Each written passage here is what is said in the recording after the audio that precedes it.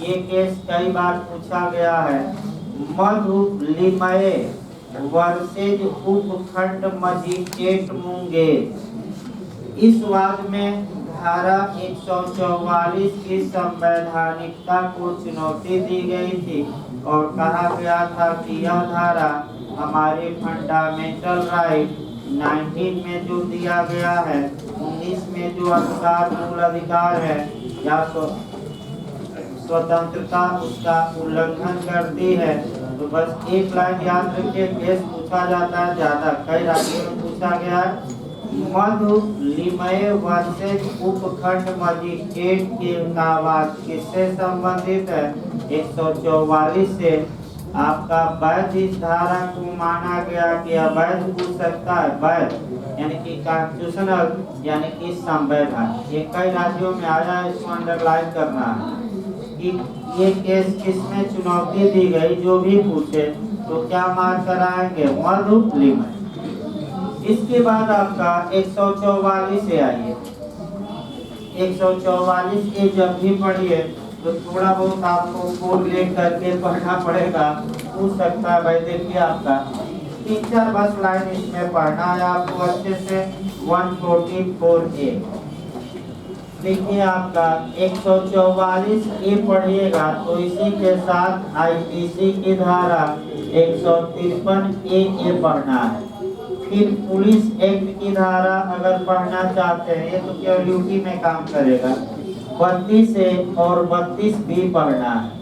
यानी कि अगर आप यूपी एपीओ में ही काम करेगा भाई, बिहार एपीओ में नहीं।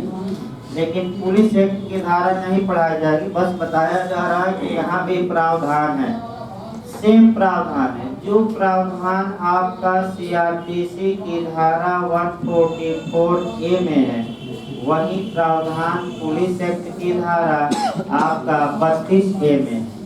और जो दंड आपका आईपीसी की धारा 153A में है, वही दंड पुलिस एक्ट की धारा 32B में। तो ये पुलिस एक्ट नहीं जानना है हमें, आपका कौन जानना है? सीआरपीसी और केवल आईपीसी। देखिए यहाँ से आपका टेक्निकल क्वेश्चन बन सकता है भाई, थोड़ा सतर्क रहना है।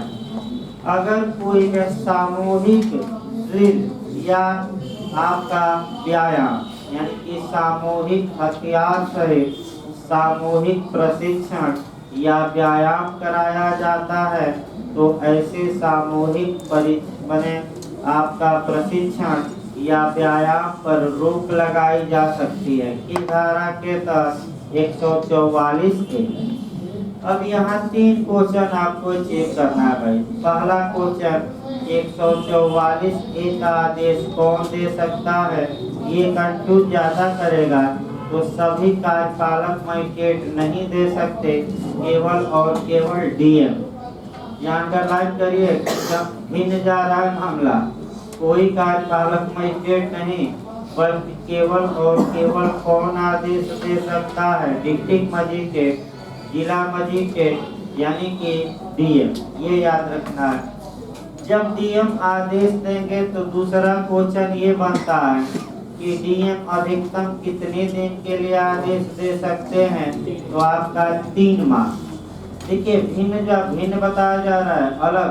144 आपका 144 में 2 माह का कोई कार्यपालक मजिस्ट्रेट दे सकता था, और 144A में आपका केवल कौन आदेश दे रहे? डीएम। और अधिकतम कितने दिन के लिए? 3 माह। और राज्य सरकार चाहे तो और 6 माह के लिए बढ़ा सकती है, यानी कि हर हाल में अवधि कितनी होगी? 9 माह। तो फिर 144 से थोड़ा कवर कर लीजिए एक बार। 144 के तहत कौन आदेश दे सकता है? कोई कार्यपालक मजिस्ट्रेट। कार्यपालक मजिस्ट्रेट कितने दिन के लिए हमने बताया था? 2 माह। और राज्य सरकार कितनी बढ़ा सकती है? 6 माह। टोटल अधिकतम अवधि कितना? 8 माह। 144A कवर करिए। 144A में कौन आदेश दे सकता है? केवल डीएम। इसके बाद आपका कह सकते हैं 144A का आदेश अधिकतम एक बार में कितने समय के लिए? 3 माह और राज्य सरकार चाहे तो कितना बढ़ा सकती है 6। तो हर हाल में और यही सब रखना है। अब इस समय जो ये 15 दिन बचा है आपका, जहाँ से अब क्वेश्चन बनता है और जो बन सकता है वही अब ज्यादा पढ़ना है। तो कितने हर हाल में कितना दिन 9 144 ए के आदेश का उल्लंघन करना दंडनीय है। और ये पूछ सकता है भाई जाकर आईपीसी में, तो आईपीसी की धारा में 144 ए का आदेश का उल्लंघन करना दंडनीय बनाया गया है। तो तुरंत कोरिलेट डायरेक्ट पर कर लेना है। आईपीसी की कौन सी धारा 153 ए या क हिंदी में लिखा जाता है 153 क डबल क। कितना दंड है? तो 6 माह का कारावास या 2000 रुपया जुर्माना या दोनों। अगला देखिए क्वेश्चन जो बन सकता है वह ये बन सकता है आपका क्वेश्चन 144 ए के आदेश के विरुद्ध उपचार क्या है। यानी कि हम क्या करा सकते हैं? अपील होगी कि निर्देश होगा कि आपका रिवीजन होगा, तो इसका भी क्या होगा? रिवीजन। इसमें कोई शक नहीं है। क्या कराया जा सकता है? रिवीजन। इसके बाद 145 से लेकर और 148 हमें देखना है। 145 से लेकर 148 तक से भी क्वेश्चन बनता है। अभी आपका झारखंड में बना भी था भाई। और इधर से जो क्वेश्चन बनता है बहुत छोटी छोटी बातें उठाया जाता है। मैं बता दूं, फिर एक बार देखिए भाई, इसकी भूमिका देखिए जाए तब आगे बढ़ा जाए। 145 से लेकर 148 की भूमिका, और जहाँ से क्वेश्चन अटैक करता है अब उसी पर निशाना लगाना है शुद्ध रूप से, इधर उधर नहीं। और पूरा पचौरा करने का समय गया। देखिए, अगर जल और थल का विवाद है, यानी कि जल और भूमि का विवाद है, तो जो ये जल और भूमि का विवाद हो सकता है, या तो इसके आपका उपभोग का विवाद हो सकता है या बाउंड्री यानी कि सीमा। तो पहला क्वेश्चन आपको ये पकड़ना है सतर्क होकर।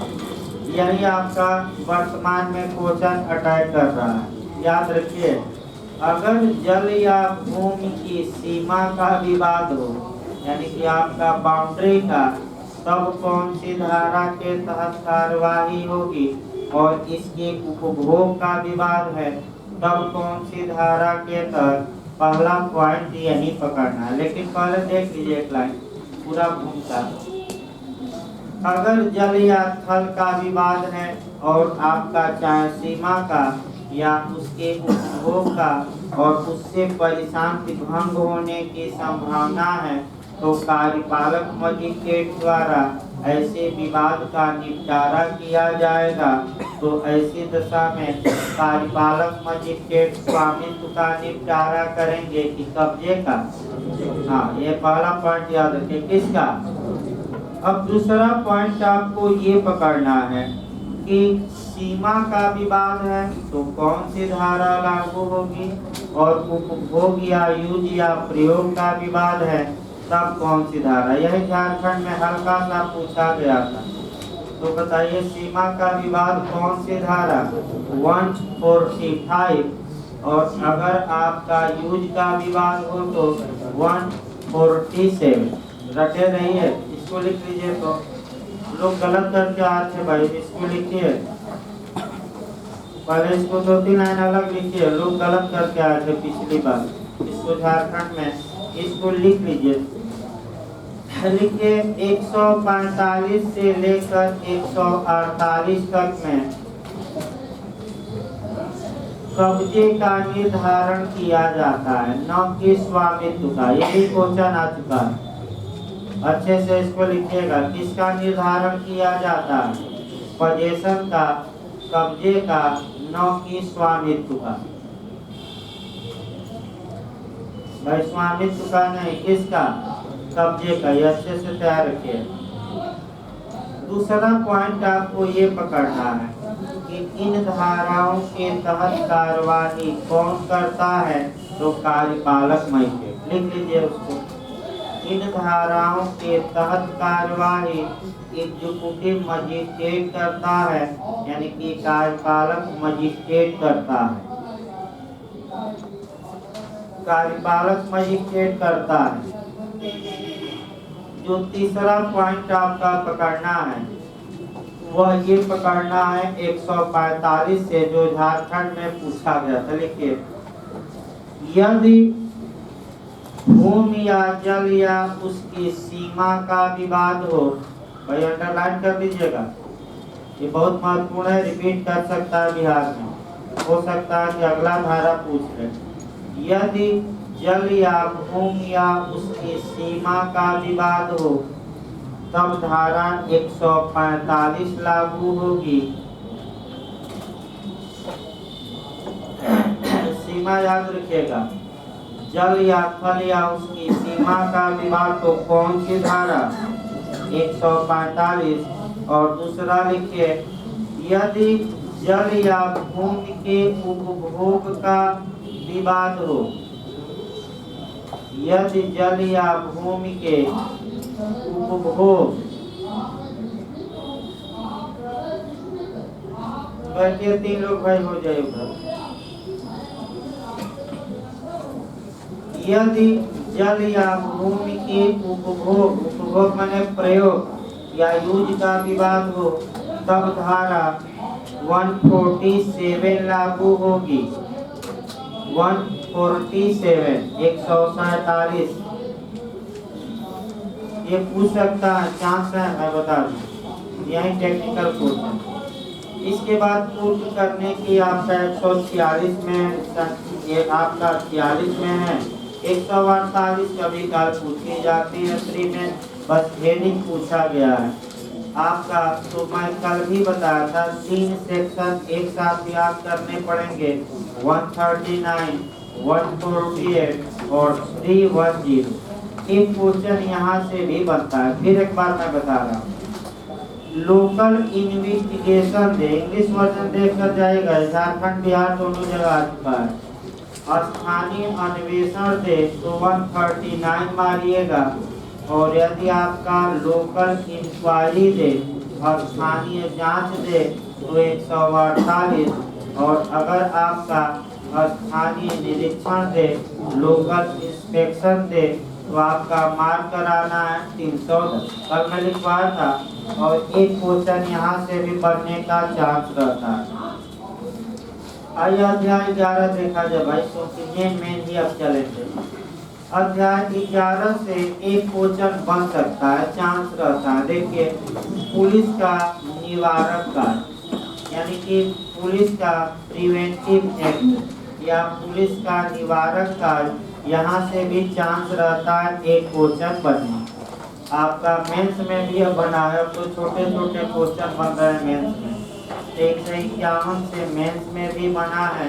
तो आइए, पुलिस का निवारक कार्य किस अध्याय में, अध्याय 11 में। तो फिर एक बार आपको बता दिया जाए, 4-5 बार बताया गया था, फिर एक बार। अध्याय 8, 10 तथा 11 ये नागालैंड और जनजातीय क्षेत्रों में भी क्या है, लागू। ये 4-5 बार बताया जा रहा है, ये तो गलत न हो, उत्तराखंड 2 बार रिपीट किया है। तो अध्याय 11 पुलिस का निवारक कार्य में क्या है, तो आपका 1-2 सेक्शन याद रखना है आपका, लेकिन सभी सेक्शनों को एक लाइन बताया जाएगा, और जो सेक्शन आ सकता है ज़्यादा चांस रहता है उसको हम डिटेल में देखते हैं। आइए 149 से शुरू किया जाए। पुलिस का संज्ञेय अपराधों का निवारण करना, यानी कि पुलिस का ये कर्तव्य होगा कि वह अपनी पूरी शक्ति लगाकर कम्युनिकेबल ऑफेंस, यानी कि संज्ञेय अपराध को रोके। ये किस धारा में है, 149। पूरी शक्ति लगाए, कौन सा अपराध रोकने के लिए, संज्ञेय क्या संज्ञेय की दोनों, संज्ञेय और संज्ञेय को नहीं कहा गया। 150 संज्ञेय अपराधों के किए जाने की परिकल्पना की इत्तिला, यानी कि अगर किसी अधीनस्थ पुलिस अधिकारी को ये जानकारी है कि संज्ञेय अपराध या कम्युनिकेबल ऑफेंस होने वाला है, तो वह अपने वरिष्ठ पुलिस अधिकारियों को इससे सूचित करे तो ये कौन सी धारा है? 150। जो आपका क्वेश्चन बनने का चांस है वह रखे रहिए 151। यहीं से आपका क्वेश्चन बनता है भाई। 151, 152 और 153 ये जो धाराएं हैं यहाँ से आपका क्वेश्चन बनता है और ये तैयार भी करना है। बैठिए कहाँ सोए रहते हैं क्या? एकदम आराम से चलेंगे जब आधा हो जाएगा। भाई अब तो सक्रिय हो जाइए, यानी कि अब तो भाई पप्पू टाइम से जगे। अब बबू का मतलब कुछ और है, यानी कि अब तो बबुआ को क्या हो जाना चाहिए? सक्रिय, क्योंकि चुनाव आने वाला है। तो यानी कि अब 7 फरवरी को चुनाव है और परिणाम उसके बाद आएगा, संक्रमण काल के बाद। जैसे कि आपका बिहार जे ने ले लिया परीक्षा और 7 आपका दिसंबर को हुआ था ना, 6 दिसंबर को ले लिया और आज आपका लगभग 1.5 माह होने वाला है। अब तक संक्रमण काल ही चल रहा है ट्रांजैक्शन के लिए। वैसे बता दिया जाए भाई, वहाँ के परीक्षा नियंत्रक को कोरोना हो गया है और इसीलिए कार्य रुका हुआ है। तो क्योंकि 2-4 लोग भाई फोन करते हैं वहाँ के जो जानकार हैं जुड़े हुए ऑनलाइन में, तो उन लोगों ने बताया कि ऐसी ऐसी बात है, इसीलिए रिजल्ट भी नहीं आ रहा है और आपका इसीलिए कार्य रुका है, क्योंकि उनका साइन नहीं हो पा रहा है, कोविड हो गया। तो आज फिर से बोल रहे थे लोग की जांच होगी तब पता लगेगा कोविड दूर हो गया तो कार्रवाई तेज होगी। तो आपका इसीलिए रिजल्ट कुछ नहीं आ रहा, मैं बता दूं। आइए देखिए भाई आगे आपका 151 से देखिए आपका पूछा क्या जाता है, मेंस में भी आया है। प्रिवेंटिव अरेस्ट का प्रावधान या निवारक गिरफ्तारी का प्रावधान किस धारा में है? तो आपका जवाब रहेगा 151। पहला क्वेश्चन देखिए, सामान्य नियम यह है कि किसी व्यक्ति को अपराध करने के बाद ही गिरफ्तार किया जाता है, लेकिन ये विधि का पूर्ण नियम नहीं है और धारा 151 इसका अपवाद। तो एक्सेप्शन क्या है भाई? अपवाद है तो जहां पुलिस को लगता है कि कोई व्यक्ति संज्ञेय अपराध कर देगा, अगर उसे गिरफ्तार नहीं किया गया तो पुलिस ऐसे व्यक्ति को वारंट के बिना गिरफ्तार कर सकती है। तो कौन सी धारा ये कहती है? 151। तो संज्ञेय अपराध कर देगा कि असंज्ञेय? संज्ञेय। तो अपराध करने के पहले गिरफ्तारी होती है कि या बाद में? पहले। इसी को हम क्या कहते हैं एक लाइन में? निवारक गिरफ्तारी या प्रिवेंटिव अरेस्ट। मेंस में आ चुका है ये आपका 10-15 लाइन लिखना, यूपी में आ चुका है मेंस। सतर्क रहना भाई, 5 लाइन तो 7 लाइन बता ही दिया गया। आपका 151 में जब पुलिस गिरफ्तार करेगी तो कितने घंटे तक बिना मजिस्ट्रेट के आदेश के रख सकती है? 24 घंटे। और या फिर 24 घंटे में छोड़े या मजिस्ट्रेट यहाँ क्या करेंगे? ये 2 तरीके हैं। 152 आइए, लोक संपत्ति की हानि का निवारण। तो पुलिस का ये कर्तव्य होगा कि लोक संपत्ति या सार्वजनिक संपत्ति अर्थात पब्लिक प्रॉपर्टी अर्थात सरकार की जो संपत्ति है उसको हानि से बचाए। किसका कर्तव्य है? पुलिस का। कौन सी धारा में? 152। 153 अंडरलाइन कर लीजिएगा, कम चांस रहता है कि पूछ सकता है भाई, मैं बता दूं। कौन सी धारा? आपका 153। बाटों और मापों का निरीक्षण, यानी कि जो ये तौलने के उपकरण हैं पुलिस इनका भी निरीक्षण कर सकती है और अगर ऐसे बाट या माप खोटे मिलते हैं यानी कि इसमें कमी है तो ऐसी दशा में मजिस्ट्रेट को तत्काल पुलिस सूचित करेगी। तो यहाँ भी आपका देखे होंगे बाट और माप यानी कि जो बटखरा होता है तौलने के उपकरण, उसमें भी घोटाला लोग करते हैं। तो मशीन में भी घोटाला है, पहले से 50 ग्राम क्या रखिए सेटिंग करके कम रखिए, ताकि चीनी लीजिए 1 किलो तो कितना मिलेगा। पेट्रोल वाले भी खूब करते हैं, पहले से सेविंग और 50-100 ग्राम क्या मिलेगा पेट्रोल कम, वो तो उतना बताना संभव नहीं है। लेकिन एक बात याद रखिए, बाटों और मापों का निरीक्षण करने की पुलिस की शक्ति की धारा में 100 आपका थी। इसके बाद आता है आपका अगला अध्याय, अभी छोड़ दीजिए भाई, बाद में लाख में चलेगा तो फंस जाएगा मामला। 2 अध्याय में पूरी सियासी, यानी कि आपका 177 से शुरू करिए, लास्ट में इसको हम पढ़ाएंगे, क्योंकि न भी पढ़ाया जाए तो उतना में काम बने, आपका लास्ट में भी पढ़ाया जाए तो कंसेप्ट बनाने में कोई दिक्कत नहीं आएगी। कंसेप्ट 177 से शुरू किया जाएगा। इधर से जो सेक्शन दिए गए हैं आपका समय नहीं लगता, यानी कि आपका 177 से लेकर और 299 तक में ज़्यादा समय नहीं लगता। फिर जो समय रहेगा 300 से लेकर 327 थोड़ा बहुत।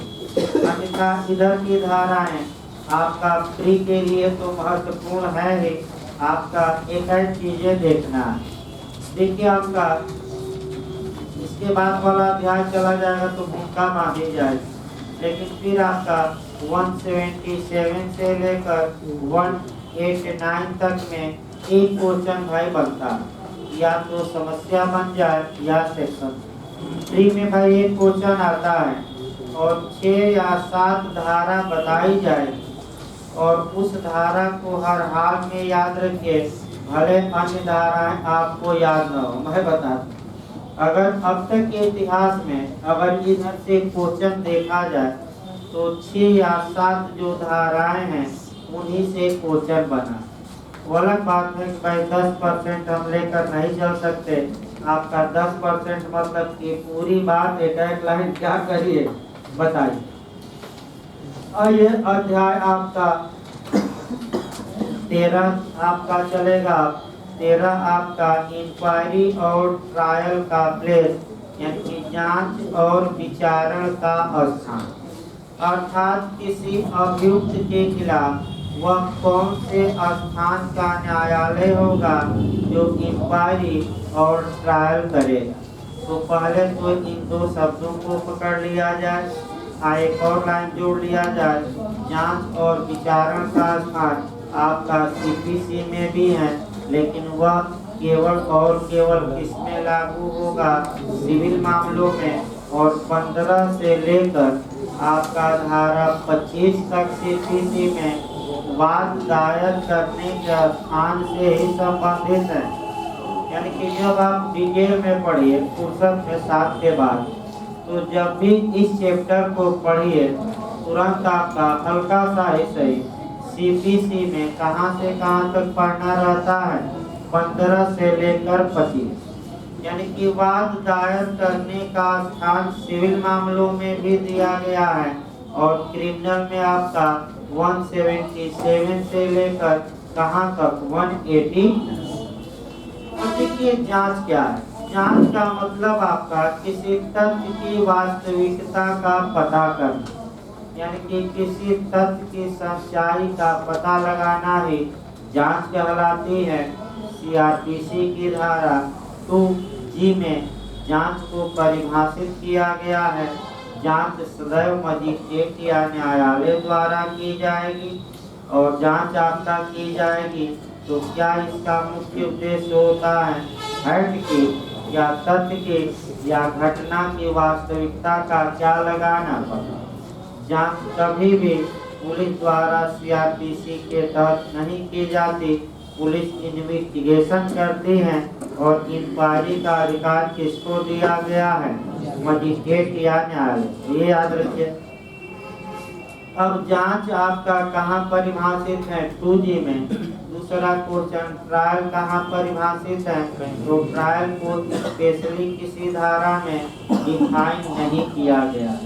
तो ट्रायल होता क्या है, एक लाइन कम से कम जान लीजिए। जब न्यायालय इस दृष्टि से साक्ष्य लेना प्रारंभ कर देता है कि अभियुक्त ने अभिकथित अपराध किया कि नहीं, तो उस स्थिति को ट्रायल कहा जाता है। यानी कि जब न्यायालय किसी अभियुक्त की दोषिता या निर्दोषिता का अवधारण शुरू कर देता है, यानी कि दोषी अभियुक्त है कि नहीं, यानी कि अपराध अभियुक्त ने किया कि नहीं, इसका निर्धारण होगा, तो उसी स्थिति को हम क्या कहते हैं, विचार। अब अगला क्वेश्चन अच्छा बनता है, प्रीमियर तो समझा गया, क्वेश्चन आएगा नहीं, लेकिन आपका जो आया है वह ये बना है कि विचारण या ट्रायल, ये बन सकता है, कई राज्यों ने बनाया है कि ट्रायल कहाँ से प्रारंभ होता है। तो जो जब चार्ज फ्रेम किया जाता है, यानी कि जब आपका न्यायालय द्वारा आरोप का निर्माण किया जाता है, तो उसी स्टेज से ट्रायल क्या होता है, यानी कि एक लाइन बस याद रखिए कि आरोप के निर्माण के पूर्व जितनी भी न्यायिक कार्यवाही हो, वह इंक्वायरी होगी, जांच होगी, और आरोप के निर्माण से जो न्यायिक कार्यवाही चलेगी वह क्या कहलाएगी, विचार। अब देखिए 4-5 जांच का उदाहरण याद रखिए, पूछा जाता है। बताइए सीआरपीसी की धारा 125 की जो कार्यवाही है, अब पूछा जाता है इन्वेस्टिगेशन की कार्यवाही है कि जांच की कार्यवाही है कि विचारण की। हाँ, उसको 4-5 एक जगह लिखिए, तो जो जांच की कार्यवाही है उसको एक जगह लिखिए भाई, पूछा गया कई बार। एक क्वेश्चन उत्तराखंड भी बनाया भाई 125, उसको एक जगह लिखिए कौन कौन जांच की कार्यवाही है। लिखिए धारा 125, केवल धारा लिखिए भाई, डिटेल में घर पर देखिएगा, अब उतना बताना संभव नहीं है, सेक्शन में ऐड करवा दे रहा हूँ। धारा 125, इसके बाद 106 से लेकर 110, ये पूरा 106 से लेकर कहाँ तक, 110। इसके बाद उन्मोचन ज्यादा पूछा गया है, डिस्चार्ज, उन्मोचन बताया जाएगा अभी आगे बढ़ेगा तो। इसके बाद आपका जो संज्ञान पर भी पूछा गया है कि संज्ञान किस नेचर का है, जांच का है कि विचारण का, जांच का। 135 से लेकर 148 पूरा लिख दीजिएगा, 135 से लेकर कहाँ तक, 148, ये भी इंक्वायरी है, 4 न मार दीजिएगा, ये क्या है, इंक्वायरी। फिर आपका अभियुक्त को सुपुर्द करना, कमिट करना, यानी कि 209 सीआरपीसी 209, अभियुक्त को कमिट करना यानी कि सुपुर्द करना, यानी कि सेक्शन लिख दीजिएगा 209 इत्यादि, पूरा लिखवाया नहीं गया, मेन में लिखवाया गया इत्यादि। देखिए आपका क्वेश्चन कहाँ से बना भाई, एक तो आपका 190 में कॉग्निजेंस से बना है कि संज्ञान कैसी कार्यवाही है, अन्वेषण की कार्यवाही कि आपका जांच की कार्यवाही की विचारण की, तो विचारण और अन्वेषण न मारकर क्या मारना है, जांच। फिर 125 से उत्तराखंड ने बनाया है कि ये कैसे नेचर की है, तो जांच की है, तो कौन जांच करता है, फर्स्ट क्लास जुडिशियल मजिस्ट्रेट। किस बात की, क्या मेंटेनेंस पाने की पत्नी, बच्चे और माता पिता हकदार है कि नहीं, इसी की तो जांच की जाती है। इसके बाद आइए भाई जांच और विचारण का स्थान देखा जाए, अब सही रहेगा आपका, लिखवा दिया गया। अर्थात वह न्यायालय कौन होगा जिसमें अभियुक्त के खिलाफ संज्ञान इत्यादि लिया जाएगा या मुकदमा चले। इसका निर्धारण इसी चैप्टर से होगा, 177 से लेकर कहाँ तक, 190। तो सामान्य नियम देखिए पूछा गया है 177 में। सामान्य नियम यह है कि मामूली तौर पे एक शब्द मैं बता था, फिर आप देखिए, जहाँ भी आपका अगर शब्द आए, अब सतर्क रहिए, जहाँ भी आए, जहाँ भी ये शब्द आए कि मामूली तौर पे, इसका मतलब ये हुआ कि ये जनरल रूल है, सामान्य नियम है, और इसका एक्सेप्शन है, यानी कि इसका अपवाद है। तो सामान्य नियम जांच या विचारण के स्थान के बारे में किस धारा में दिया गया है?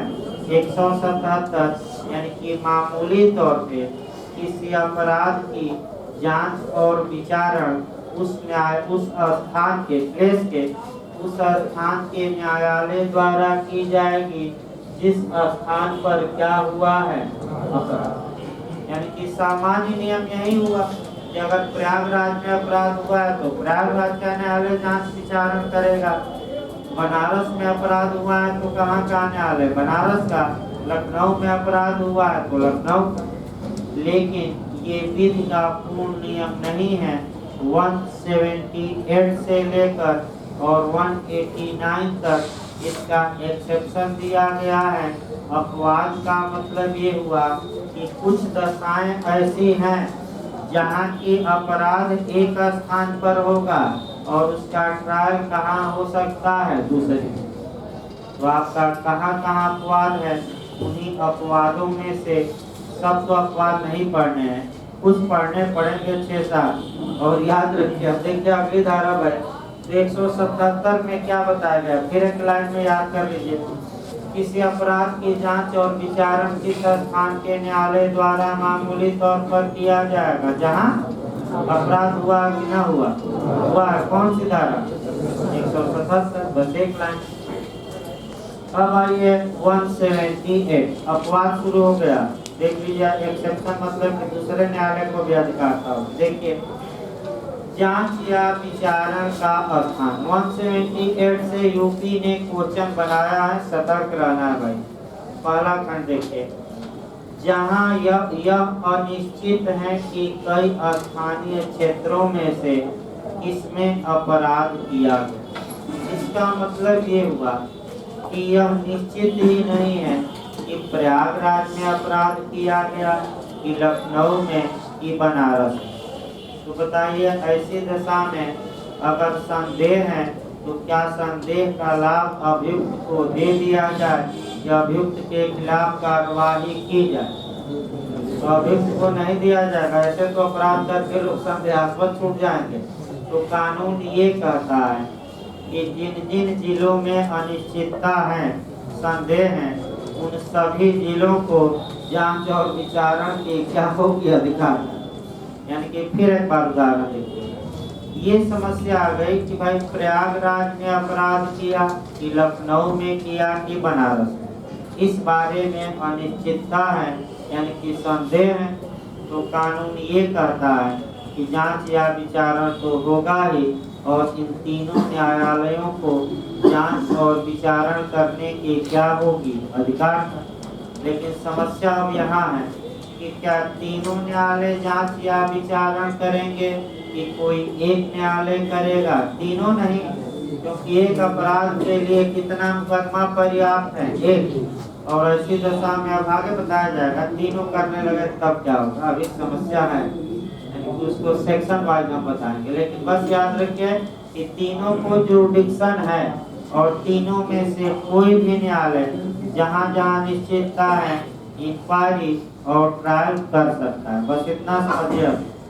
दूसरा इसमें खंड देखिए, जहाँ अपराध अंशतः एक स्थानीय क्षेत्र में और अंशतः किसी दूसरे में किया गया। यानी कि अपराध किया तो गया, एक उदाहरण से भी चलता रहा है। अपराध का कुछ हिस्सा आपका प्रयागराज में घटित हुआ और कुछ हिस्सा बनारस में। तो कम से कम कोई तो अपराध बनाइए जहाँ की कुछ हिस्सा बनारस में घटा हो और कुछ प्रयागराज में। तो सबसे पहले अपहरण ही बनाया जाए।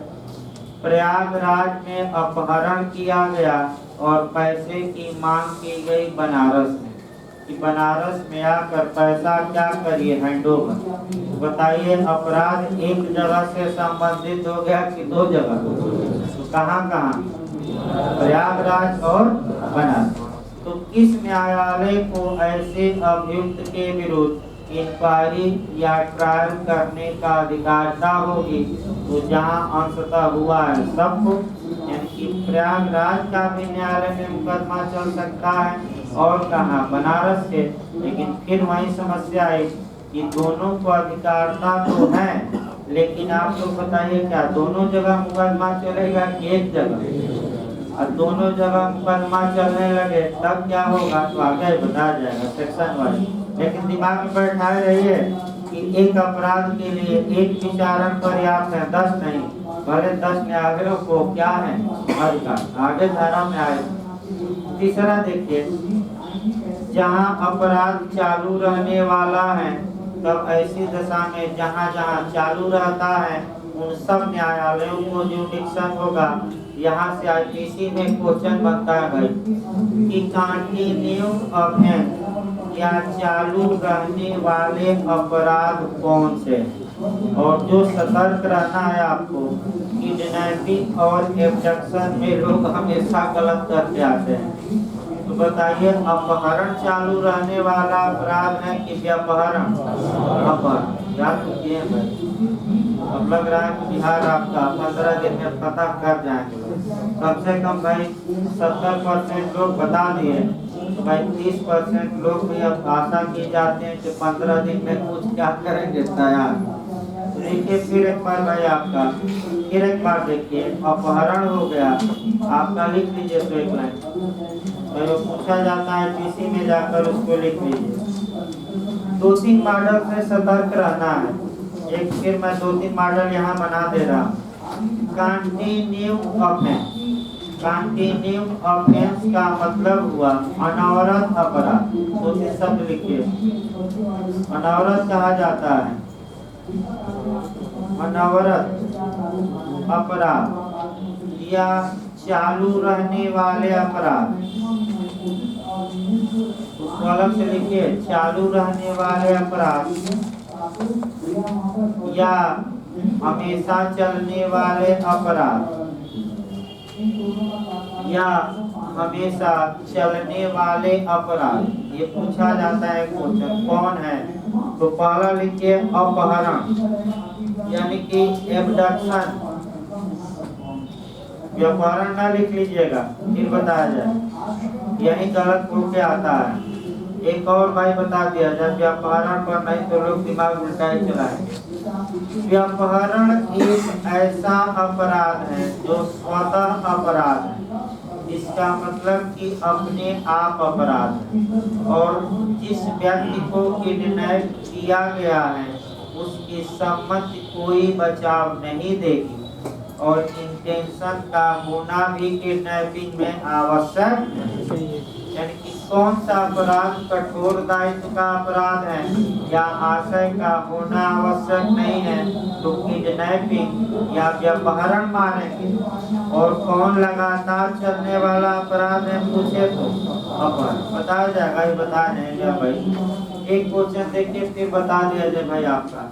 कई लोग फोन करके पूछ रहे हैं, वरदराजन का केस आया और वरदराजन के केस में उच्चतम न्यायालय ने एक फाइंडिंग कि अगर लड़की 18 साल माने 16 से कम है और पहले ही अपने पिता का घर छोड़ दी है और अभियुक्त स्टेशन पर मिलता है, उसको अपने साथ ले जाता है, तो अभियुक्त ने कोई अपराध नहीं, क्योंकि लड़की ने अपने पिता का गार्जियन से पहले ही क्या किया था, छोड़ दिया। लेकिन उसके साथ रिलेशन बनाता है तब दुराचार का अपराध किया, क्योंकि 18 वर्ष से कम की स्त्री की सम्मति कोई बचाव नहीं देगी आपका दुराचार के मामले। तो भाई व्यापहरण नहीं हुआ, क्योंकि ये किस केस में आया, वरदराजन। ये यूपीजे में भी आ चुका है क्वेश्चन, एपीओ में। आपका एक दिन आईपीसी 1-2 दिन पढ़ाया जाएगा, लाख कुछ आपका निकल जाए सीआरपीसी, कुछ धारा निकल जाए। प्रयास हम भी कर रहे हैं कि 30-40 धारा डेली सीआरपीसी निकाला जाए और आपका 30 धारा 25 धारा निकल ही रहे, इसमें कोई शक नहीं है। और आपका कर्तव्य है इस समय जितना स्पीड में पढ़ सकते हैं आपका रिवीजन करिए और लेक्चर को एक कंठस्थ करिए। जो लास्ट लेक्चर रहता है उसमें बहुत ज़्यादा क्वेश्चन टेक्निकल दिमाग में भी आते हैं, बताए भी जाते हैं। आइए देखा जाए आपका, तो अनवरत अपराध लिखिए भाई, अपहरण हो गया। इसके बाद क्रिमिनल कॉन्स्पिरेंसी, गामा देकर लिखिए, आपराधिक षड्यंत्र, ये भी पूछा जाता है। Criminal conspiracy. इसके बाद आपका पूछा जाता है क्रूरता, क्रुएल्टी, क्रूरता या क्रुएल्टी। इसके बाद आपका सदोष परिरोध, रांगफुल डिटेंशन, सदोष पर गलत तरीके से बंदी बनाना। आपका बता दिया जाए फिर एक बार, अवैध बंदीकरण में रे जुडिकेटा लागू नहीं होता, अर्थात इस रिट में रे जुडिकेटा लागू नहीं होता, वो है क्यों? क्योंकि वह चलने वाला अपराध है, एक शर्त पर एक याचिका दायर करिए, और हुसैन आरा खातून ने 7 याचिका 1 साल में सुप्रीम कोर्ट में दायर की थी। किसने? हुसैन आरा खातून। तो अगला आइए देखा जाए आपका, इसके बाद अवैध पासपोर्ट से यात्रा करना, ये भी है, यानी कि फर्जी पासपोर्ट से क्या करना, तो जहाँ जहाँ यात्रा किया है सब न्यायालय को अधिकारता मिलेगी। अवैध पासपोर्ट से यात्रा करना ये अनवरत अपराध है, चालू रहने वाले अपराध है। यहाँ से क्वेश्चन अपहरण याद रखिएगा, ज्यादा बनता है, और तो भाई लिखवा दिया गया, हो सकता है कि बन जाए, क्योंकि संभावना। आगे देखिए भाई आपका 178 में आपका ये बताया गया कि अगर चालू रहने वाले अपराध हैं तो जहाँ जहाँ वह चले हैं उन सभी न्यायालयों को जांच और विचारण की क्या होगी, अधिकार था। इसके बाद लास्ट है, जहाँ वह विभिन्न स्थानीय क्षेत्रों में किए गए कई कार्यों से मिलकर बने हैं। अपराध तो हुआ लेकिन कई जगह किया गया, जैसे कि कुछ हिस्सा प्रयागराज, कुछ हिस्सा बनारस, कुछ हिस्सा लखनऊ, तीनों का अधिकारता होगी। लेकिन मुकदमा 3 जगह नहीं चलेगा, कितनी जगह? 1 जगह। अगर तीनों जगह चलने लगा तो उसका उपाय हम बताएं, अभी आपका सेक्शन 1। अगला देखिए आपका 179, अपराध वहाँ विचारणीय होगा, ये भी क्वेश्चन आ चुका है। अपराध वहाँ विचारणीय होगा जहाँ कार्य किया गया या जहाँ परिणाम निकला। तो बहुत अच्छा इसका उदाहरण मिलता है। ए ने बी को प्रयागराज में गोली मारी, बी लखनऊ में भर्ती हुआ और वहां जाकर मर गया। तो बताइए कार्य कहाँ किया गया? प्रयागराज। और बी मरा कहाँ? लखनऊ। तो किन न्यायालयों को इस मामले में इंक्वायरी और ट्रायल का राइट होगा? प्रयागराज की लखनऊ की? दोनों। और दोनों में से कोई भी न्यायालय ऐसे अपराध की क्या कर सकेगा? जांच या विचार। अब परिणाम निकालिए। एक और उदाहरण दे दिया जाए। इनके बच्चे को बी ने प्रयागराज में मैंने किडनैप किया और पैसा मांगा बनारस में, और बनारस में पैसा हैंडओवर किया गया या बच्चे को छोड़ा गया, जो भी। तो बताइए अपराध कहाँ किया गया? प्रयागराज। और आपका परिणाम कहाँ निकला? बनारस। तो किन न्यायालयों को जुडिक्शन होगा? दोनों। और जांच या विचारण कहाँ होगा? दोनों में से किसी भी न्यायालय। इसके बाद आपका 180, 181 छोड़ दीजिए, 182 ज्यादा पूछा जाता है। नीचे क्वेश्चन है, इधर भले पूछना याद रखिए, लेकिन 182 और आपका 183 और आपका निश्चित तौर पर याद करना है। ये 2 सेक्शन जो भी कारण हो हरित राज्य में बहुत अच्छे पूछे जाते हैं। आइए याद रखिएगा अच्छे से, नहीं कि अभी भूल जाए, भले पिछली धारा ना याद रखें। 182 पत्रों आदि द्वारा किए गए अपराध, यानी कि लेटर में छोड़ दिया जाए। देखिए भाई आपका यहाँ से समस्यात्मक क्वेश्चन भी बनता है। देखिए इसको अच्छे समझिए। अगर कोई अपराध लेटर द्वारा यानी कि पत्र द्वारा या दूर संचार संसाधनों द्वारा या इलेक्ट्रॉनिक माध्यम से किया जाता है। तो बताइए, आप लोग खुद बताइए, अगर कोई संसूचना द्वारा या इलेक्ट्रॉनिक माध्यम द्वारा ऑफेंस किया जाता है तो उसको एक नाम दिया जाता है व्यवहारिक साइबर क्राइम। क्या दिया जाता है?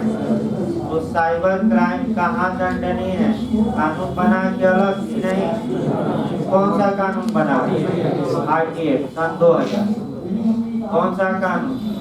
यानी कि सूचना प्रौद्योगिकी अधिनियम सन 2000 इसके लिए स्पेशल तौर पे बना है, जो आपका संसूचना तंत्र द्वारा या कम्युनिकेशन के माध्यम से या इलेक्ट्रॉनिक माध्यमों से जो अपराध किए जा रहे हैं उनके लिए आपका अपराध का भी सृजन करता है और दंड को भी बताता है। बहुत आपका तमाम अपराध है। साइबर क्राइम में अपराधी पकड़ में जल्दी नहीं आते। दूसरा नियम याद रखिए, क्योंकि कहाँ से वह बैठकर साइबर क्राइम कर रहा है ये पता लगाना पूरी दुनिया के लिए एक पहेली है। और कई बार आप देखे होंगे ATM हैक हो गया तो कंप्यूटर हैक कर लिए गए और आज तक दुनिया पता लगा रही है कि आपका कौन ये अपराध। एक और समस्या है विश्वव्यापी, कि विश्व में कहीं से भी कोई व्यक्ति कोई वीडियो अपलोड करता है तो 1 मिनट में पूरा विश्व देख लेता है। और इससे आपका जैसे पाकिस्तान में कोई वीडियो अपलोड हुआ तुरंत आ जाता है नेट पर, सभी लोग देख सकते हैं। इस पर रोक लगाना आपका बहुत दुरूह कार्य है, आसान नहीं है आपका सोशल मीडिया पर, और आपका मैंने काफी कठिन काम है। अपराधी का भी पता नहीं लगता। तो अब क्वेश्चन पर आइए, अगर पत्र द्वारा अपराध किया गया है तो ऐसी दशा में जांच या विचारण किस स्थान के न्यायालय द्वारा होगी? तो 2 पॉइंट दिमाग में बैठा लीजिए, जहाँ से लेटर भेजा गया और जहाँ लेटर क्या हुआ। तो मान लीजिए एक उदाहरण देखिए, प्रयागराज से लेटर भेजा गया दिल्ली और उसमें मान हानिकारक कथन या डिफमेनेशन वाली बातें लिखी गई। तो आप लोग बताइए, प्रयागराज में मुकदमा चलेगा कि दिल्ली में, कि दोनों जगह? तो कहाँ से लेटर भेजा गया? प्रयागराज। पहुँचा कहाँ? दिल्ली। तो दोनों न्यायालयों को क्या होगी? अधिकार। ये पत्र द्वारा हमने बताया। अब आपका इलेक्ट्रॉनिक माध्यम द्वारा ये ज्यादा पूछा जाता है, जहाँ से संदेश भेजा गया और जहाँ संदेश पहुँचा, इन दोनों न्यायालयों को अब माने संसूचना के द्वारा अपराधों में जांच और विचारण की अधिकारता हो। अब एक टीवी के माध्यम से करा दिया जाए, भाई एक आदमी दिल्ली में बैठा है और टीवी पर आपका उल्टा सीधा बक रहा है और पूरे देश के लोग क्या कर रहे हैं उसको देख रहे हैं। तो बताइए, संदेश कहाँ से भेजा गया? दिल्ली। और कहाँ कहाँ पहुँचा? पूरे देश में। तो किन न्यायालयों को अधिकारता होगी? तो पूरे देश के किसी भी न्यायालय को। भाई किसको अधिकारता होगी? पूरे देश के किसी भी कोर्ट को, क्योंकि जहाँ से संदेश क्या हुआ? भेजा गया और जहाँ जहाँ क्या किया गया? रिसीव या देखा गया। तो आपका निर्मल बाबा थे, अभी बच्चे हैं निर्मल बाबा, जेल नहीं गए, पता ना क्यों, अब वो अलग बात है भाई, यहाँ थोड़े देर नहीं थे, लेकिन बाबा हैं, बचे हुए हैं। आपका कोई भाग गया तो बाबा के चक्कर में भाई ना पड़िए। मैं देख रहा हूँ कि कई लोग महामंडलेश्वर और दंडी स्वामी बनने के चक्कर में कोई शाही स्नान छोड़ नहीं रहे, तो एक छोड़ भी देंगे। तो आपका परीक्षा है, पहले परीक्षा, सबसे बड़ा स्नान परीक्षा है। वो स्नान तो कभी भी हो सकता है, लेकिन बार बार परीक्षा नहीं आएगी। तो स्नान कम करिए और परीक्षा पर क्या दीजिए। लेकिन 1-2 लोग हैं कि 4 बजे सुबह चले जाते हैं कि सर कुछ बोले ना, और पता लगता है कि आते हैं तो पता लग ही जाता है। सुबह 7 बजे धमक पड़ेंगे, 8 बजे से क्लास है तो तो कहाँ से इतना समय? बस स्नान करने गए थे मार्ग में, यानी कि महामंडलेश्वर बनने के चक्कर में। तो भाई आपका परीक्षा है, परीक्षा देखिए और फालतू बातों पर बिल्कुल ध्यान न दीजिए इस समय। आगे देखा जो भाई आपका यहाँ जो क्वेश्चन आपका बनता है निर्मल बाबा पर बने ऐसे उदाहरण बनते हैं। देखिए उदाहरण निर्मल बाबा पर, उन्होंने एक भक्त गया और भक्तों को बने, वो पहले से प्रायोजित रहता है भाई, जो आप देखते हैं ना रिकॉर्डिंग आपका चलता है, वो रिकॉर्डेड रहता है। 10 लोगों को 100-100 रुपया देकर बुलाया जाता है, पूछा जाता है बताओ क्या दिक्कत है, तो हमारी पत्नी तो हमें झाड़ू से मारती है, तो जाकर ये प्रेम द्रव्य पिला देना, बहुत ले जाओ और पत्नी क्या हो जाएगी खुश। तब तक पत्नी की तबीयत खराब हो गई और भर्ती कराना पड़ा। तो बताइए अपराध किए कि नहीं बाबा? किए, और किए तो मुकदमा कहाँ चलेगा? तो अगर जहाँ से बाबा ने ये बात कही और जहाँ जहाँ ये बात क्या हुई प्रकाशित, यानी कि इसका मतलब एक लाइन में हुआ कि जैसे व्हाट्सएप से 1 लाख बता दिया जाए, उतना डिटेल भाई उदाहरण तो सैकड़ों चल सकते हैं। एक व्यक्ति व्हाट्सएप से अश्लील मैसेज भेजा इलाहाबाद से दिल्ली, तो ऐसी दशा में मैसेज कहाँ से भेजा गया? इलाहाबाद, पहुँचा कहाँ? दिल्ली। तो दोनों न्यायालयों को ऐसे अपराधों की जांच और विचारण की क्या होगी? अधिकार था, लेकिन जांच विचारण एक में ही चलेगा, दोनों में नहीं। तो कौन सी धारा बताती है पत्र और दूरसंचार माध्यम से अपराध के लिए? 142। अब गलत न हो, ये बहुत पूछा जाता है, 90% चांस है आने का, मैं बता दूं। अब 183 आ जाएगी, यात्रा या जल यात्रा।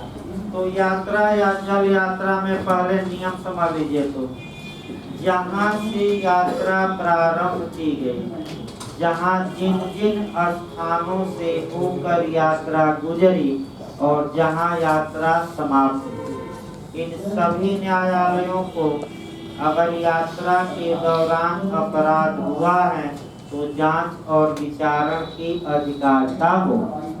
बस एक उदाहरण इस पर हम बता रहे हैं। एक व्यक्ति प्रयागराज से ट्रेन में बैठा दिल्ली के लिए और बीच में कहीं उसका बैग ही चोरों ने क्या कर दिया? गायब कर दिया। तो जांच विचारण किस न्यायालय में होगा अभियुक्तों के खिलाफ? तो जहां से यात्रा प्रारंभ की, यानी कि कहाँ? जिन जिन जिलों से यात्रा गुजरी, यानी कि प्रयागराज से लेकर दिल्ली के बीच में जितने जिले पड़ेंगे उन सभी जिलों में हो सकती है। और जहाँ यात्रा क्या किया हुआ समाप्त, यानी कि दिल्ली, यानी कि सबको अधिकारता दे दी है। जहाँ यात्रा प्रारंभ, जिन क्षेत्रों से गुजरी और जहाँ यात्रा क्या हुई समाप्त। क्योंकि अब सो गया प्रयागराज में कहाँ चोरी हुआ उसका भाई कौन बता सकता है, तो इसलिए सबको अधिकारता दे दी। लेकिन कहीं से भी मुकदमा होगा और किसी भी न्यायालय में हो सकता है। अगला देखिए आपका 183 के बाद आपका 184, 185 छोड़ दीजिए, 186, 188 और 189, ये 3 धाराओं से फिर क्वेश्चन बनता है। 186 से भी क्वेश्चन बना भाई। तो देखिए एक उदाहरण देखिए तब सही रहेगा भाई। एक पहले एक उदाहरण देखिए तब 86 में आपका बताया जाएगा। मान लीजिए कि आपका मानहानिकारक कथन भेजा गया और प्रयागराज से भेजा गया और बनारस भेजा गया लेटर द्वारा। तो सेक्शन 182 ये कहता है कि ऐसे अपराध की जांच और विचारण प्रयागराज के भी न्यायालय द्वारा किया जा सकता है और कहाँ के? बनारस। यानी कि जहाँ से लेटर क्या किया गया? भेजा गया और जहाँ लेटर पहुँचा, यही तो हमने बताया। अब मान लीजिए कि प्रयागराज का न्यायालय भी मुकदमा शुरू कर दिया, संज्ञान लेटर चलाने लगा और कहाँ का न्यायालय चलाने लगा? बनारस। तो समस्या ये उत्पन्न हुई कि अपराध एक किया गया और विभिन्न न्यायालयों को जुरिडिक्शन था और कई न्यायालय के कई अपराध की क्या शुरू कर दिए? जांच और विचार। तो मैं बार बार बता रहा हूँ कि एक अपराध के लिए एक विचारण होगा कि 100 विचारण? तो आखिर कहाँ विचारण होगा? अब इसके लिए नियम आपका 186 में दिया गया। अभी हम बताएंगे 186। पहले उदाहरण देखिए, दूसरा उदाहरण इसी पर बना लिया जाए ताकि दोनों प्रावधान एक साथ समाप्त हो जाएंगे। एक व्यक्ति प्रयागराज से पत्र भेजा दिल्ली। तो बताइए कहाँ से पत्र भेजा गया? प्रयागराज। कहाँ भेजा गया? दिल्ली। और मान हानिकारक या डिस्क्रिमिनेशन वाली बातें लिखी गई थी। तो अब समस्या है भाई, हमने 182 में बताया कि जहाँ से पत्र भेजा गया, जहाँ पत्र पहुँचा, दोनों न्यायालयों को ऐसे अपराध की जांच और विचारण की क्या होगी? अधिकार। अब यही पॉइंट पकड़ना है। तो अब कहाँ जांच? अगर प्रयागराज का भी न्यायालय जांच विचारण शुरू कर दिया, दिल्ली का भी शुरू कर दिया, अपराध एक है, तो दोनों जगह ट्रायल और इंक्वायरी नहीं होगी, केवल एक जगह होगी। तो कहाँ होगी? इसका निर्धारण की धारा से होगा। अब सही रहेगा, पेरेंट की भाषा पकड़िए, तब सही रहेगा भाई। आपका 2 उदाहरण और इसी पर दोनों पेरेंट की भाषा समझानी है। देखिए, संदेह की दशा में उच्च न्यायालय, देख लीजिए। और भाई आपका ऐसा प्रावधान सिविल मामलों में है, अगर आप चाहते हैं तो सीपीसी सेक्शन 23 जोड़ सकते हैं। अगर आप चाहें तो एक लाइन बता दिया जाए, सीपीसी की धारा 23 में सिविल मामलों में ऐसा प्रावधान है। चाहे तो आप पढ़ सकते हैं, अब उतना भाई समझा नहीं जा सकता। आइए 186 देखिए भाई, फिर एक बार। संदेह की दशा में उच्च न्यायालय का वह जिला विनिश्चित करना, माने निर्धारित करना, इसमें जांच या विचारण हो। देखिए सब, जहाँ 2 या अधिक न्यायालय एक ही अपराध का संज्ञान कर लेते हैं और यह प्रश्न उठता है कि उनमें से किसे उस अपराध की जांच या विचारण करना चाहिए, वहाँ वह प्रश्न पहला खंड, यदि वे न्यायालय एक ही उच्च न्यायालय के अधीनस्थ है तो उस उच्च न्यायालय द्वारा उस प्रश्न का निर्धारण होगा। तो पहला आपका उदाहरण देखिए, प्रयागराज से लेकर कहाँ भेजा गया था? बनारस। प्रयागराज ने भी संज्ञान ले लिया अपराध का, बनारस ने भी ले लिया। अब ये देखा जाएगा पहला नियम, ये जो दोनों सबऑर्डिनेट कोर्ट हैं, क्या ये एक ही उच्च न्यायालय के अधीनस्थ हैं? तो बताइए है कि नहीं है? तो किस उच्च न्यायालय के सबऑर्डिनेट हैं? एक ही हाई कोर्ट। किस हाई कोर्ट के? इलाहाबाद। तो कौन ये डिसाइड करेगा कि प्रयागराज में मुकदमा चलेगा कि बनारस में? Allahabad high court. कौन निर्धारित करेगा? हाई कोर्ट करेगा। लोअर कोर्ट के बस की बात नहीं है। फिर मैं बता दूं, अब तो आ गया कि फिर बताया जाए कौन निर्धारित करेगा ऐसे मामले में। लेकिन ये कब नियम लागू होगा? फिर एक बार देखिए, जब जिन न्यायालयों ने संज्ञान लेकर जांच या विचारण शुरू कर दिया है, वे सभी न्यायालय एक ही उच्च न्यायालय के सबऑर्डिनेट हैं। तो आपका प्रयागराज और बनारस का न्यायालय किसके सबऑर्डिनेट है? इलाहाबाद हाई कोर्ट का। तो कौन डिसाइड करेगा कि मुकदमा प्रयागराज में चले कि बनारस में? तो इलाहाबाद हाई कोर्ट डिसाइड करेगा। अब यहाँ आइए, यहाँ भिन्न दिखाया जाए। देखिए, आपका प्रयागराज से यात्रा किया और दिल्ली में यात्रा समाप्त किया, और भाई तो सबको अधिकार है। प्रयागराज के न्यायालय ने भी उस अपराध का संज्ञान ले लिया और आपका दिल्ली के भी। अब यहाँ दिमाग अस्थिर करके यही क्वेश्चन गलत होगा। अब आप लोग बताइए, जो ये 2 सबऑर्डिनेट कोर्ट या अधीनस्थ न्यायालय संज्ञान लेकर जांच या विचारण शुरू कर चुके हैं, क्या ये दोनों न्यायालय एक उच्च न्यायालय के सबऑर्डिनेट हैं कि अलग अलग? प्रयागराज का न्यायालय किस उच्च न्यायालय का अधीनस्थ है? Allahabad high court. और दिल्ली का अधीनस्थ न्यायालय किस उच्च न्यायालय के अधीन है? तो दिल्ली उच्च न्यायालय। अब समस्या ये आई कि कौन उच्च न्यायालय इस बात का निर्धारण करेगा कि मुकदमा कहाँ चले। तो आपका सतर्क रहना, बेरट की भाषा देखिए, तब भाई बताया जाए। देखिए, यदि वे न्यायालय एक ही उच्च न्यायालय के अधीनस्थ नहीं है तो उस उच्च न्यायालय द्वारा जिसकी आरंभिक अपीलीय दांडिक अधिकारिता की स्थानीय सीमाओं के अंदर कार्यवाही पहले प्रारंभ की गई है, वह उच्च न्यायालय ये डिसाइड करेगा कि मुकदमा कहाँ चले। तो फिर एक बार अच्छे से समझिए।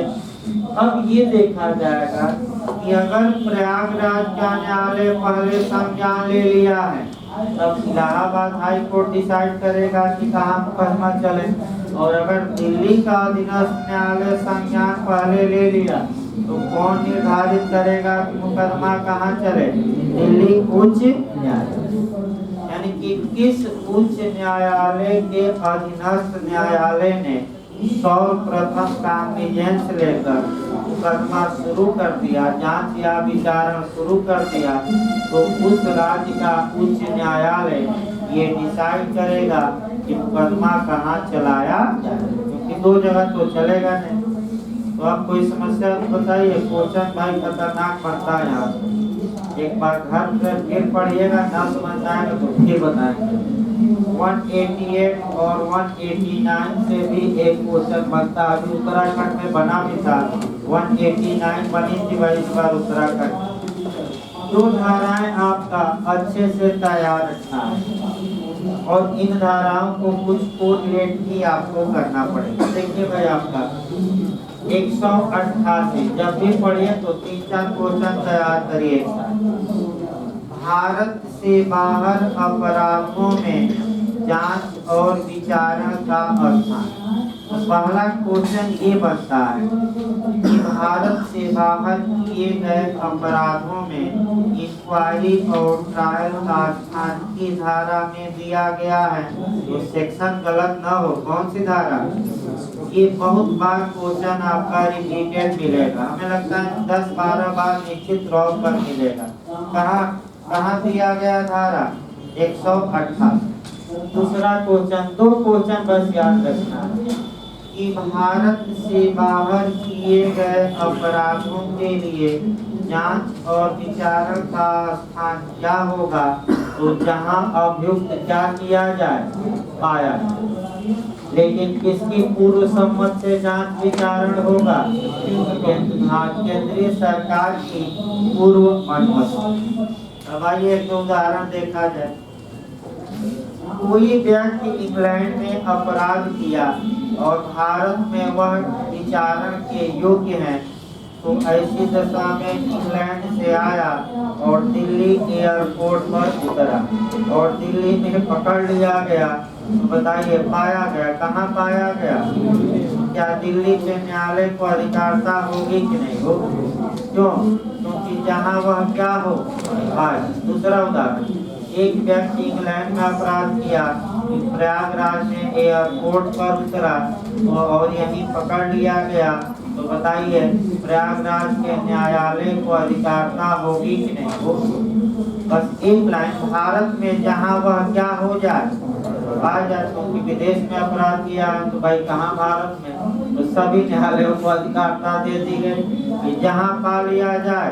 यानी कि आपका ये है कि जो भी क्वेश्चन आ जाए उसको दबोच लीजिए, तो जहाँ पा लिया जाए दबोच लिया जाए और दबोच कर वही मुकदमा क्या कर दिया जाए। तो इसी नियम को भाई यही नियम है। लेकिन कि भारत से बाहर अपराध किया है तो इसकी पूर्व मंजूरी से ही मुकदमा चलेगा। सतर्क रहना, केंद्रीय सरकार, राज्य सरकार ना माने। अब दिमाग में आपको एक धारा बता दिया जाता है, आपको ले दिया है। 189 भी था, काफी पूछी जाती है भाई, ये भी गलत ना हो। भारत से बाहर अपराधों में साक्ष्य एकत्र किया जाए, बस एक शब्द याद रखना है। भारत से बाहर अगर अपराध किया गया है और एविडेंस को कलेक्ट करना है तो भारत से क्या जारी होगा, पूरा बैरक न पढ़िएगा। तो क्या जारी होगा, लेटर ऑफ रिक्वेस्ट होगा कि समन होगा कि वारंट होगा कि कमीशन, रट कर जाइएगा। क्या जारी होगा इसको लिख लीजिए, एक लाइन अंडरलाइन करिए, ज्यादा ना पढ़िएगा। 189 में क्या जारी होगा, आयोग या कमीशन, बस एक लाइन, और कुछ नहीं पढ़िएगा। भारत से बाहर अपराधों में साक्ष्य क्या जारी होगा, कमीशन कमीशन कमीशन, बस इतना याद रखना है। और भले कुछ ना याद रहे लेकिन इसको कोरिलेट करके ज्यादा पढ़ना है। देखिए एक लाइन कोरिलेट किया जाए। देखिए आपका आईएएस में ये संविधान में बना भाई क्वेश्चन एक दो बार मैं बताया। ऐसा कानून जो भारत से बाहर भी लागू हो, भारत में बनाने की शक्ति सबको नहीं, केवल पार्लियामेंट को है। यानी कि अनुच्छेद 245 की क्लास 2 के तहत केवल किसको है, हमारी भारत की संसद। यानी कि केवल भारत की संसद ही सक्षम है जो ऐसा कानून बना सके जो भारत के कहाँ लागू हो, अब उसमें दिया था संसद, राज्य विधानमंडल दोनों, इनमें से कोई नहीं। तो जो नहीं जानता वो दोनों मार कर आते हैं, लेकिन आप लोग दिमाग अच्छे करके मारिएगा, केवल क्या, संसद। भारत से बाहर अपराधों के लिए व्यक्ति भारत में सजा का हकदार होगा। आईपीसी की किन दो धाराओं में बताया गया है, 3 और 4। एक्स्ट्रा टेरिटोरियल जुडिक्शन, वाही प्रादेशिक क्षेत्राधिकार, कौन सी धारा, 3 और 4। भारत से बाहर अपराध हुआ है, भारत में एविडेंस लेना है, तो बताया गया था अभी 2 दिन पहले एविडेंस में, एविडेंस आपका भारतीय साक्ष्य अधिनियम के अनुसार दिया जाएगा कि विदेशी। तो इसलिए भारतीय साक्ष्य अधिनियम कैसी विधि हो गई, लेक्स लोसी की लेक्स कोरी, बता गया लेक्स कोरी, रटे रही। इसके बाद आपका सीआरपीसी की 2-3 धाराएं और पढ़ना। देखिए 166 ए पढ़िएगा और 166 बी, कम से कम ये दोनों धाराएं इसी के साथ लिख लेना चाहिए। भारत से बाहर इन्वेस्टिगेशन के लिए कहाँ प्रावधान है, ये भाई खूब पूछा जाता है, यूपीजे में भी आया था मिलाने के लिए, एपीओ में भी आया। 2 धाराओं को अलग से लिख लीजिए। 166 ये बहुत पूछा जाता है, भारत से बाहर अपराध के इन्वेस्टिगेशन या अन्वेषण कराना है तो भारत से क्या जारी होगा, गलत न हो, लेटर ऑफ रिक्वेस्ट या अनुरोध पत्र, रट कर जाइएगा। क्या जारी होगा, लेटर ऑफ रिक्वेस्ट या अनुरोध पत्र। और विदेश से भारत में अन्वेषण कराना है तो कौन सी धारा, 166 पे, वहां से भारत के लिए क्या जारी होगा, letter of request. English version जरूर देखिएगा। देखिए भरमाता कैसे है, पत्र जारी होगा, समन जारी होगा, कमीशन जारी होगा और अनुरोध पत्र जारी होगा। तो क्या मार कराएंगे, पत्र ना मार दीजिएगा, लेटर आपका। देखिए ये क्वेश्चन लास्ट में बता दें, ये क्वेश्चन आपका भरमाया था, उत्तराखंड भरमाया, आदेश सीपीसी में भरमाया जरूर था। आपका आदेश 5 के रूल 30 में, यानी कि आदेश 5 रूल 30 में, यानी कि 30 में कि आपका वहाँ क्या जारी होगा, तो वहाँ शब्द लेटर लिखा है और लोग समझ रहे थे कि सर सीआरपीसी में बताए थे लेटर ऑफ रिक्वेस्ट। अरे भाई सीआरपीसी में बताया जा रहा है कि हर एक कानून में बताया जा रहा है, हर एक कानून में अलग अलग हो सकता है। तो वहाँ क्या है, पत्र, और यहाँ क्या है, लेटर ऑफ रिक्वेस्ट। लास्ट में गलती कहाँ होगी वो सुधारिए। अगर आपका क्वेश्चन ये बने कि भारत से बाहर के अपराधों में साक्ष्य कैसे लिया जाएगा, तो आपका 189 और क्या जारी होगा, कमीशन। यानी कि हिंदी में आई। अगर ये पूछे कि भारत के बाहर अन्वेषण कराने के लिए क्या जारी होगा, इन्वेस्टिगेशन दे, तो कौन सी धारा अप्लाई करेंगे? 166 है। और क्या जारी न्यायालय से करा देंगे? लेटर ऑफ रिक्वेस्ट, हिंदी में अनुरोध पत्र समझ ना मार दीजिएगा। और इन क्वेश्चन आपका बना नहीं है, लेकिन चांस रहता है। ठीक है, 166 एपीओजे में आया, यूपी एपीओ में मिलाने के लिए आया उत्तराखंड में, लेकिन ये तो बन सकता है कि विदेश से भारत में अन्वेषण कराना है, तो क्या विदेश से भारत के लिए जारी होगा? लेटर ऑफ रिक्वेस्ट या अनुरोध पत्र की धारा में 166 भी। भाई बहुत ज्यादा बनता है क्वेश्चन, मैं बता दूं, गलत ना हो, ना समझ में आए तो बताइए, फिर एक बार बता दिया जाए लाइव। नहीं तो 3 सेक्शन 174, 188, 189, 166 और 166 कम से कम 4 तो याद करिए एक साथ। तो रेट ले लीजिए तो भाई आपका एविडेंस चलेगा, चलेगा।